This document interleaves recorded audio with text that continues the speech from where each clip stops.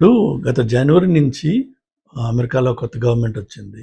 American politics, American government, American governance అన్నీ కూడా ఒక కొత్త డైరెక్షన్‌లో వెళ్తున్నాయి. ఇంతకుముందు ఎన్నడూ కని, విని, ఎరుగని విషయాలు ఇక్కడ జరుగుతున్నాయి.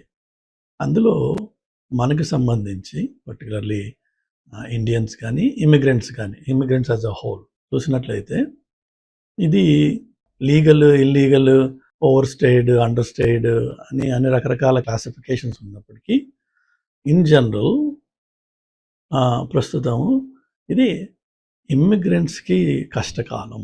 ఇమ్మిగ్రెంట్స్ని మైక్రో అబ్జర్వేషన్లో పెట్టి చూస్తున్నారు. అది ఇంతకు ముందు వీడియోస్లో కూడా నేను చెప్పాను.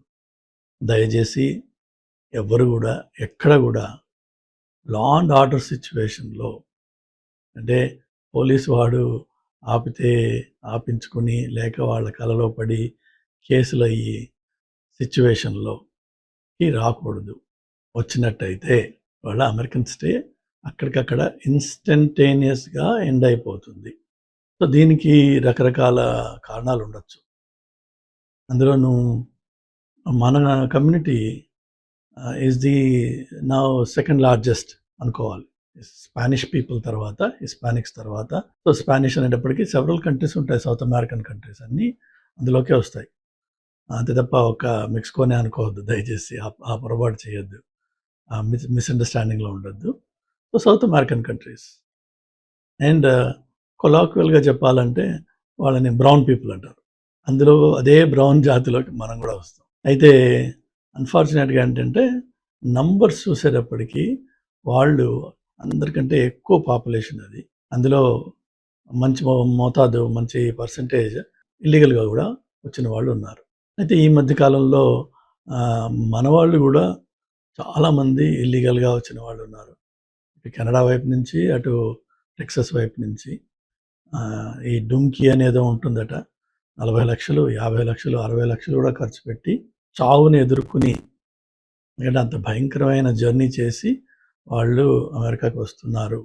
ఈ డాక్యుమెంటరీస్ యూట్యూబ్లో ఉన్నాయి, చూడొచ్చు మనం చాలా. సో నంబర్స్ మనకు కూడా పెరుగుతున్నాయి. కాబట్టి మనం కూడా very soon will be under microscope. ఒకటి ఇల్లీగల్ ఇమిగ్రేషన్ గురించి. రెండోది వచ్చేసి లీగల్గా ఇక్కడ వచ్చి ఉంటూ ఇక్కడ ఎస్టాబ్లిష్ అయ్యి ఇక్కడ హ్యాపీగా ఉంటున్న వాళ్ళు కూడా, మనకున్న ప్రాబ్లం ఏంటంటే జనరలీ ఇండియన్స్ అనగానే మనకి కొన్ని ఇంప్రెషన్స్ ఉన్నాయి అక్రాస్ ద గ్లోబ్. అది అమెరికాలోనే కాదు, కెనడా వెళ్ళండి, యూకే వెళ్ళండి, ఇంకెక్కడికైనా వెళ్ళండి. Indians by nature we are known to be loud people. We are loud. మనకి సభ్యత, డీసెన్సీ అని అంటారు ఇటు వెస్ట్రన్ వరల్డ్. 10 మందిలో ఉన్నప్పుడు తక్కువగా మాట్లాడడం, క్వైట్గా ఉండడం, అసలు మాట్లాడకపోవడం, అలానే ఈ ఫోన్లలో స్పీకర్లు పెట్టి మాట్లాడడం, లౌడ్ నాయిస్ చేయడము, ఇలాంటి పనులు జనరల్గా వెస్ట్రన్ కంట్రీస్లో ఉండవు. It's a very quiet place. నేను నా ఇంట్లో కూర్చొని మాట్లాడుతున్నాను, మీకు వెనకేమి హాంకింగ్లు, కుక్కల మొగడాలు, వేరే సౌండ్స్ వినిపించవు. బట్ మన వాళ్ళు ఉన్న ఏరియాస్లో మన వాళ్ళు సరదాగా రోడ్డు మీద తిరుగుతున్నారు అనుకోండి, మనం ఎప్పుడు ఒకళ్ళిద్దరు వెళ్ళాం, మనం గుంపులుగా వెళ్తూ ఉంటాం. ఒక పాత్ నడుస్తున్నప్పుడు ఫుట్ పాత్ మీద literally we occupy the whole place. అది అవతల వాళ్ళకి డిస్గస్టింగ్గా ఉంటుంది ఒక్కోసారి, because you don't behave decently and give their way. అలానే వెళ్తూ మాట్లాడుకోవడాలు, నవ్వుకోవడాలు, ఎగరడాలు ఇవన్నీ ఉన్నాయి. సో మెల్లిమెల్లిగా ఏంటంటే అమెరికన్స్ అండ్ కెనడాలో already it is a problem. యూకేలో it's already a problem. They have recognized it. అమెరికాలో కూడా people have started recognizing that. And there are videos ఇప్పుడు ఉన్నాయి మనకి చూడాలంటే.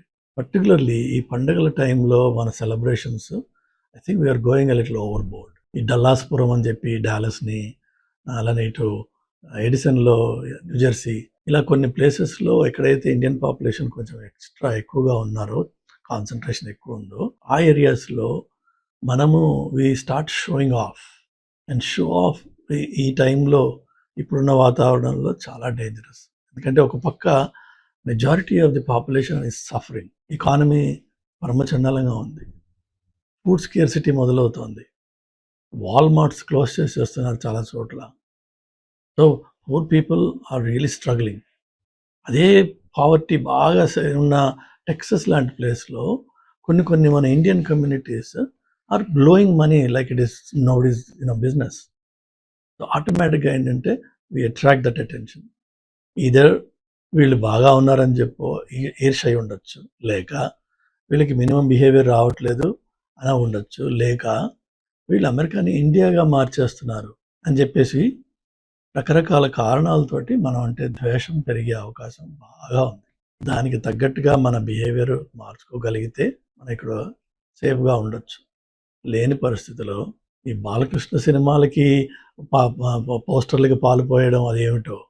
ఆ బాలకృష్ణ ఆయన ఇక్కడికి వచ్చాడు తానాకి లాస్ట్ టైం వచ్చినప్పుడు ఆయనే అన్నాడు, ఆయన అమలాపురంలోనూ అమెరికాలోనూ ఉన్న మీకు ఏమాత్రం తేడా కనిపించట్లేదని ఆయన సొంత మాటలవి. సో మనం కూడా అలానే బిహేవ్ చేస్తున్నాం. This is going to cause huge problems. అది పోలీస్ దాకా వెళ్ళాల్సిన అవసరం లేదు. ఇది ఓపెన్ క్యారీ కంట్రీ. ఇది ఎవడు ఎప్పుడు ఎక్కడ ఏం పిచ్చి వస్తుందో మనకి తెలియదు. సో దయచేసి Indian friends, try to wake up. You're in America and you have to take your behavior, you have to check that and get it under control. ఎవరైతే ఇక్కడ 10-30 ఏళ్ళ నుంచి ఉన్నారో వాళ్ళ బిహేవియర్, వాళ్ళు ఉండే పద్ధతి అది చూడండి. మీరు చేసే పనులు ఏంటి మీరు చూసుకోండి. This is going to lead to some really serious problems. This is my caution. దయచేసి జాగ్రత్తగా ఉండండి. దయచేసి మీ బిహేవియర్ని కొంచెం కంట్రోల్ చేసుకోండి. అవతల వాళ్ళు అవకాశం కోసం చూస్తున్నారు. ఏ చిన్న తప్పు చేసినా రాత్రికి రాత్రి పంపించేస్తారు. ఇంత కష్టపడి ఇక్కడికి వచ్చి ఇక్కడ ఏదో కెరీర్ సెటిల్ చేసుకుందాం అని చెప్పి గ్రో అవుదామని ఫైనాన్షియల్గా కెరీర్ వైజ్ బాగుపడదాం అని చెప్పి వచ్చిన వాళ్ళు ఈ చౌకబారు పనులు చేసి, చిల్లర పనులు చేసి కష్టాల్లోకి వచ్చి అన్నెసెసరీగా వాడు రాత్రి జైల్లో పెట్టి రిటర్న్ పంపించేస్తారు. There is no recourse. మీకు లీగల్గా రీకోర్స్ లేదు. మీకు legal standing is gone. So it's going to really cause problems. Please be careful. God bless you.